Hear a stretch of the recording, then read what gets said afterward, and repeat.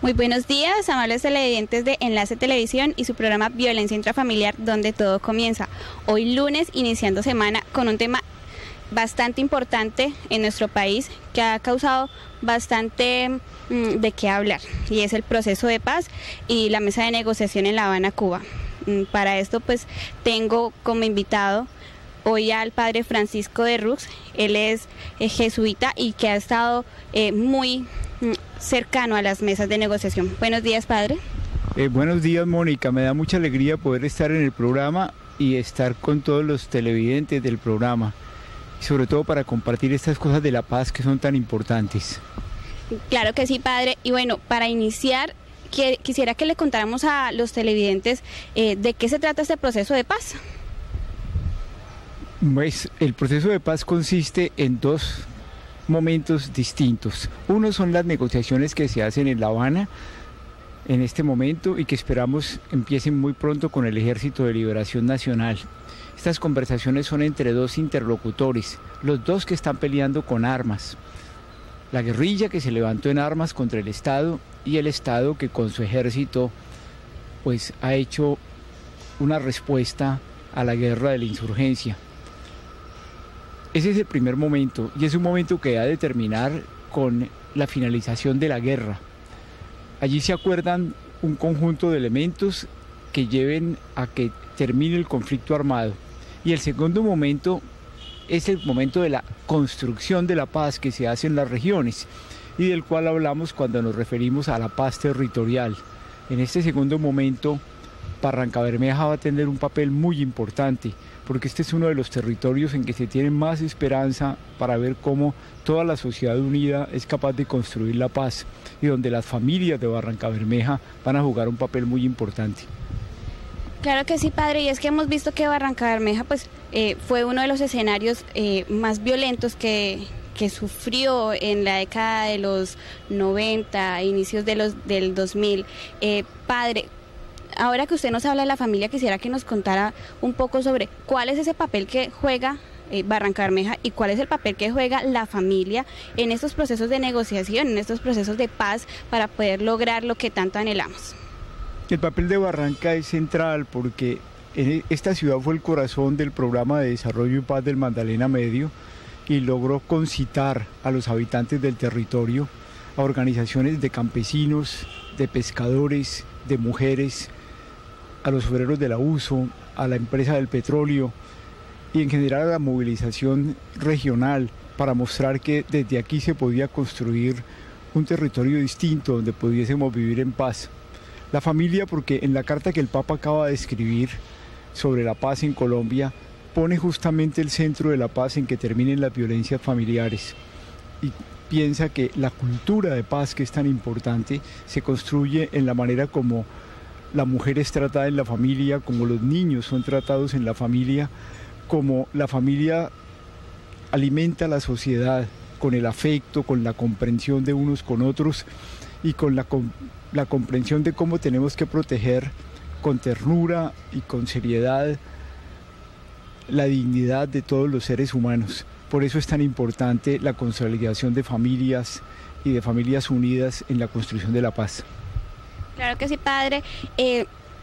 Bueno, ahora que usted menciona esto, bastante complicado pues que estas personas que han vivido la violencia contra sus familiares, que han vivido la muerte de sus seres queridos, tengan ahora que asistir y verle la cara a estas personas que en alguna ocasión les hicieron mucho daño. ¿Cómo es ese proceso que se está llevando y cómo se hace para poder mirar a la cara a quien le quitó a su padre, a su hermano, a la persona que más quería? Mónica, me estás preguntando justamente sobre el proceso que se viene, en que muy seguramente victimarios llegarán a la ciudad y al Magdalena Medio a pedirle perdón a las víctimas. Y estás refiriéndote a la dificultad que tienen muchas veces las víctimas, sobre todo el dolor de la familia, quienes vieron que perdieron su papá, su compañera, su compañero, un hijo, en medio de estas violencias. Este es uno de los puntos más importantes de la paz, que consiste en que tengamos la grandeza de perdonarnos. Y si bien esto es difícil, hay dos elementos aquí muy importantes. Por una parte, que se requiere obviamente que los victimarios, los que hicieron el mal, digan la verdad. ¿Por qué mataron a la gente? ¿Dónde están sus cadáveres? ¿Cómo nos aseguran que estas cosas no se van a volver a repetir entre nosotros? Y luego, ¿cómo van a restaurar a las víctimas? Pero de otra parte, de parte de las víctimas, requiere una decisión muy profunda de ellos que han sufrido tan hondamente, las mujeres y los hombres, por la victimización, lo que significa la ignominia humana, las cosas tan horribles de que somos capaces los seres humanos. Ellos también son quienes nos pueden mostrar que el ser humano no es solamente eso, que nosotros somos capaces de las cosas más sublimes, que somos capaces de amar desinteresadamente, que somos capaces de muestras de amistad increíbles, que somos capaces de luchar por la justicia y que somos capaces de perdonarnos. Ahora, el perdón es casi un milagro. El perdón, tú no puedes obligar a nadie a que perdone. El perdón está absolutamente libre. El perdón lo da a la persona y no espera a cambio nada, simplemente de poner venganza. El perdón no significa que no haya restauración. El perdón no significa impunidad. No, hay que mantener la memoria de las víctimas. Hay que, por supuesto, dignificar a las víctimas. Pero el perdón significa que si vamos a construir este país, tenemos que deponer la venganza y los odios. Si no, no es posible. Y por eso este territorio del Magdalena Medio tiene que ser ejemplar en la grandeza, eso se llama la magnanimidad, la grandeza del corazón, para que podamos hacer un territorio distinto. Claro que sí. Bueno, padre, como usted lo decía, pues es bastante difícil. Barrancabermeja pues es un territorio fundamental en este proceso.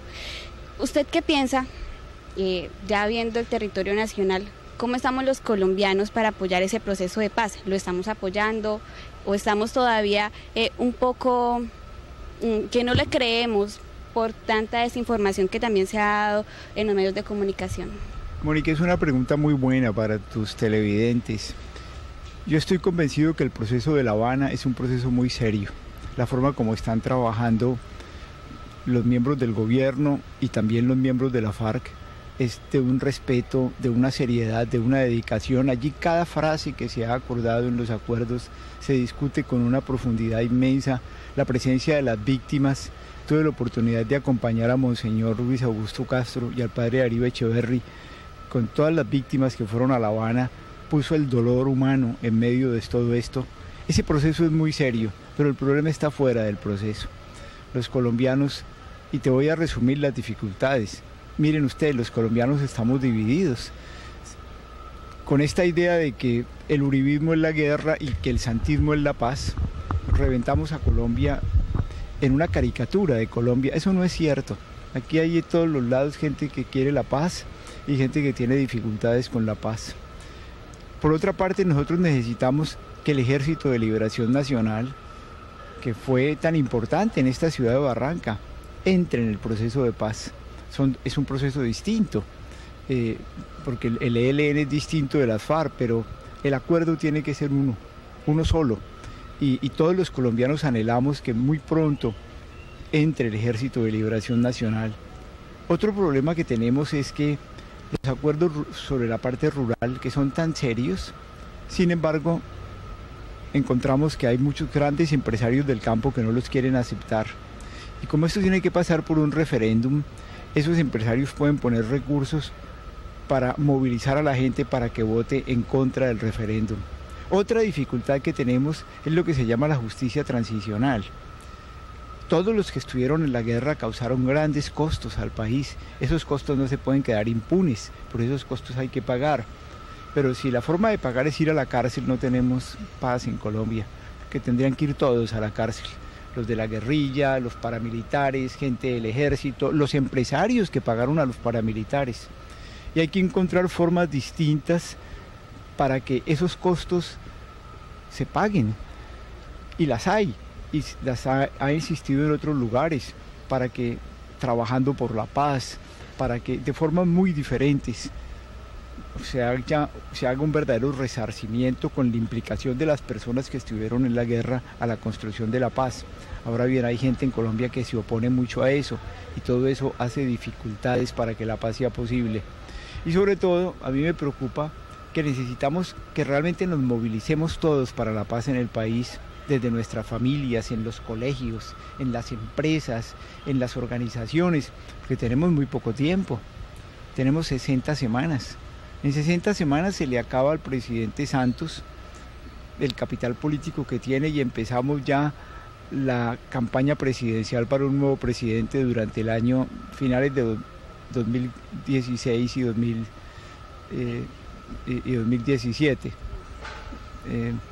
Entonces el tiempo es muy corto y tenemos realmente, esta es una responsabilidad inmensa. Para los que hablamos desde el fondo de la iglesia, la gran preocupación es las víctimas. Si volvemos a la guerra, el dolor se acrecentaría profundísimamente entre los colombianos. Bueno, vamos a una corte comerciales, no sin antes pues darle las gracias nuevamente al padre Francisco de Rux que está en nuestro programa. Vamos a un corte de comerciales y ya regresamos con más de su programa Violencia Intrafamiliar, donde todo comienza.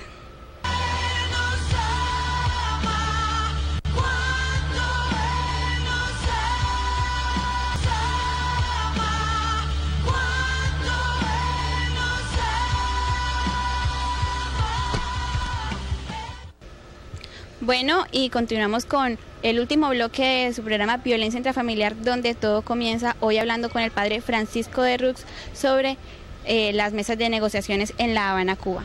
Padre, para continuar con este tema me gustaría que le contáramos a nuestros televidentes, bueno, ya se vivió en el periodo del expresidente Andrés Pastrana, se vivió un intento para poder cesar el fuego en Colombia. ¿Qué hace diferente este proceso que intentó realizar el expresidente Andrés Pastrana y lo que está realizando en ese momento el actual presidente Juan Manuel Santos? No, la diferencia es muy grande. En el proceso de La Habana, en lugar, la agenda que se propuso era una agenda larguísima, eran 12 puntos. Cada uno de los 12 puntos se fue abriendo, cada uno de los 12 puntos tenía a su vez como 50 puntos más. Entonces era interminable. Únicamente alcanzaron a negociar la primera parte del primer punto. En cambio, la agenda de La Habana es únicamente de 5 puntos.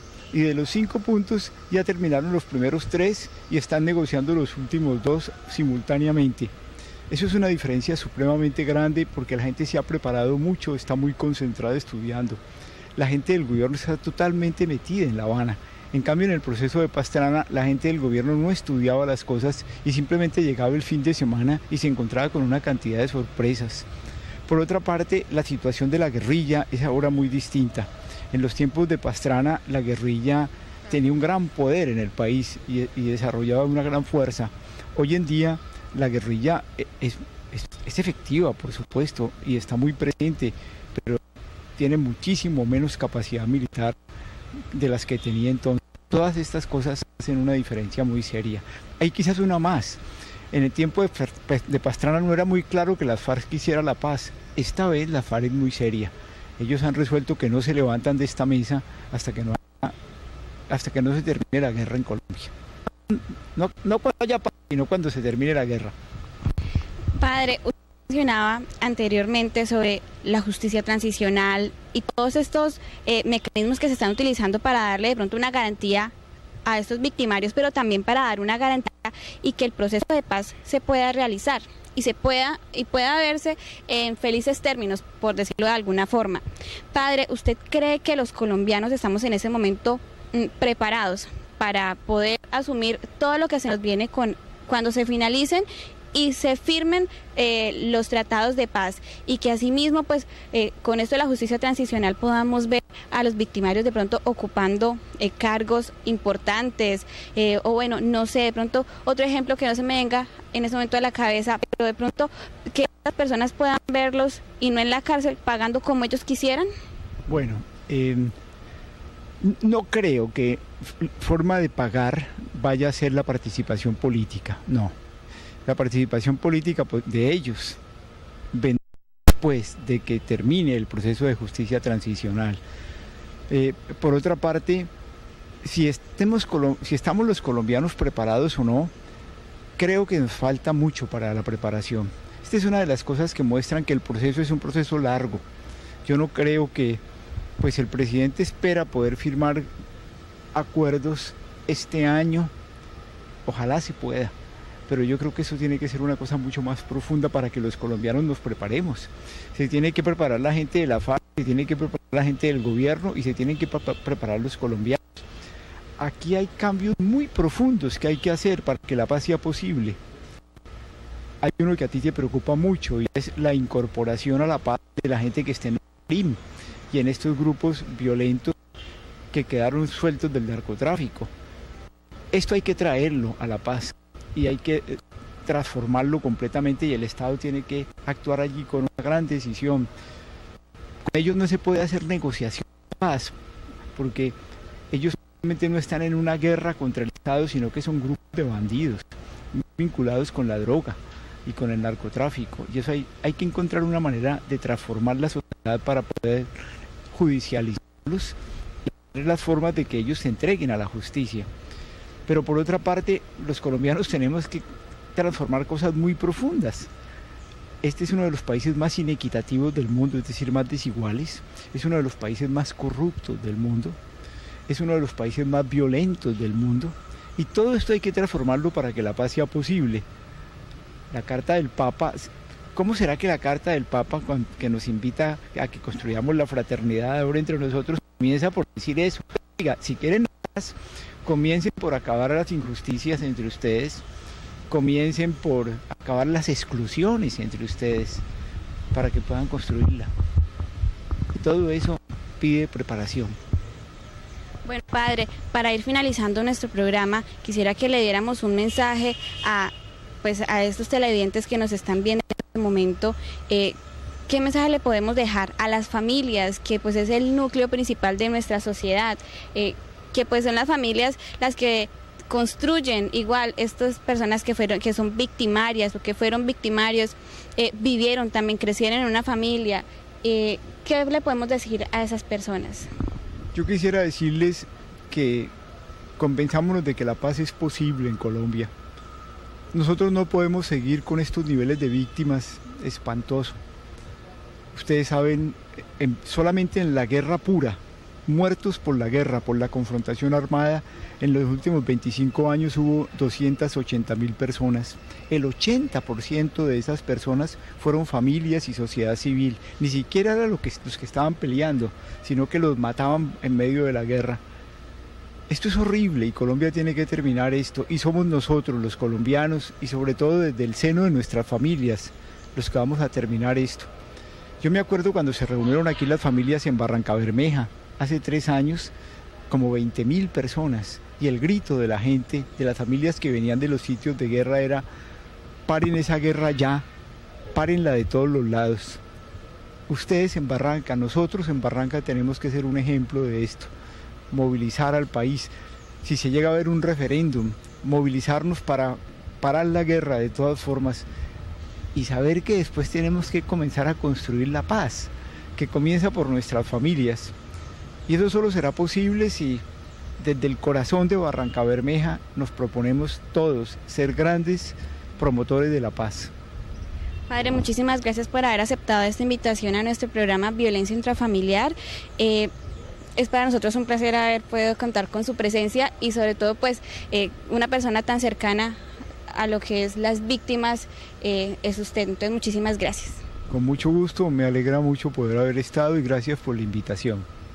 Bueno, y a ustedes, amables televidentes, este es un mensaje y un llamado para que empecemos a cambiar de pronto ese chip, como digo yo, empecemos a cambiar el chip y empecemos a ver la vida diferente, empecemos a ver la vida desde el lado de la paz, pero la paz no se construye solamente desde La Habana, Cuba. La paz se construye desde nuestros hogares, cuando pues evitamos también que exista la violencia intrafamiliar, cuando evitamos también que nuestros hijos sean violentados. Entonces eso es un llamado para ustedes, como siempre nosotros pues felices de estar con ustedes aquí acompañándolos.